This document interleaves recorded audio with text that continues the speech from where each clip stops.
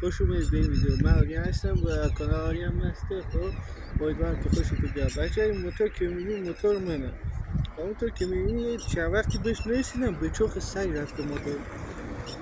داشتم میگفتم موتور به چخ سگ رفته، باکش نابود شده، اگزوز بهش شده، باتریش خوابیده، همه جا موتور زنگ زده، 1 کیلومتر اینجا بهش شده، کلا موتور در به داغون شده. من میخواستم موتور رو بازسازی کنم. گفتم این چنل بزنم، هر کاری برام موتور میکنم تو چنل بذارم. چنل حساب کن منتظر باش، کلی ویدیو خفن بذارم براتون. نها کنین این وضعیت موتور زینش خوب به چوخ سگ رفته. نها کنین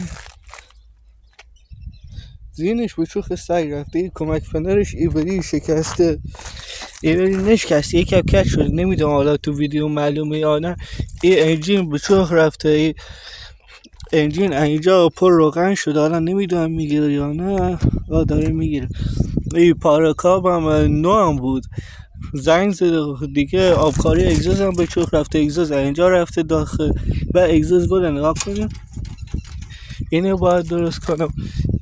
برای گردیش هم هست. این چیزه، این چطوری بگم، این دکت شده. نگاه کنیم آقا، این توقی رینگ من باید عوض شه. این راهنما هم که اوته، این زهد کاسه چراغ به فنا رفته. شاید کاسه چراغ کامل عوض کنم. این چراغ سکنه کیلومتر شکسته. این نشکستن، سوختن. این عربا کیلومتر چراغاشون سوخته، لیدی بودن دیگه. قاب کیلومتر شکست که قاب کیلومتر آبکاری داشتم، شکست. اینه فعلا جاش گذاشتم. نها کنید چی شده. حالا بعدا عوضش میکنم. اینجا کمک فنر کثیف شده. اینجا کمک فنر یه رنگی میخواد. نها کنید جک موتور زنگ زده، انجین به فنا رفته. نها کنید رنگش پریده.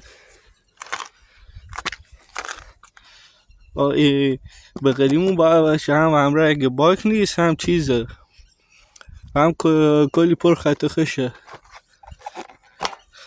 اینجا باترین با عوض شد که خوابیده. این اتومات استارت هم با عوض شد. فابریکی مال موتور 94 اتومات استارت به چخ رفته. این که چیز زنگ زده، اسمش چی بود، این تکبند زنگ زده دیگه. گلگیرقه به من زنگ زده بود که زنگاش گرفت، اگه که خط خش افتاد با پلیس درست میشه. حالا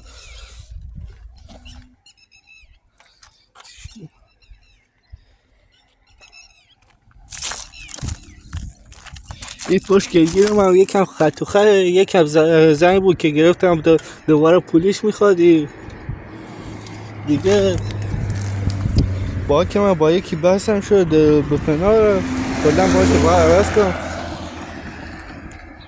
اینجا زنگ زده، اینجاش خط و خش افتاد، اینجا زنگ زده تنه با رنگ کنم.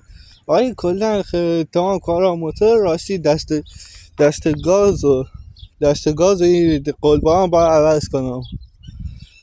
کلا وضعیت موتور که به چوخ سگ رفته. حالا میخوام توی چنل که زدم هر کاری برای موتور میکنم بیام براتون تو چنل ویدیوشو بزنم. پس چنل حساب کنین. من سعی میکنم تا میتونم کارا موتور کنم که براتون ویدیو بذارم. امیدوارم که خوشتون بیاد.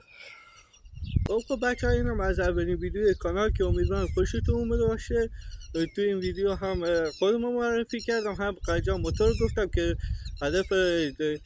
هدف ساخت چنل هم گفتم. امیدوارم که خوشتون بیاد. لایک، کامنت، سابسکرایب یادتون نره. خداحافظ تا یه ویدیو دیگه.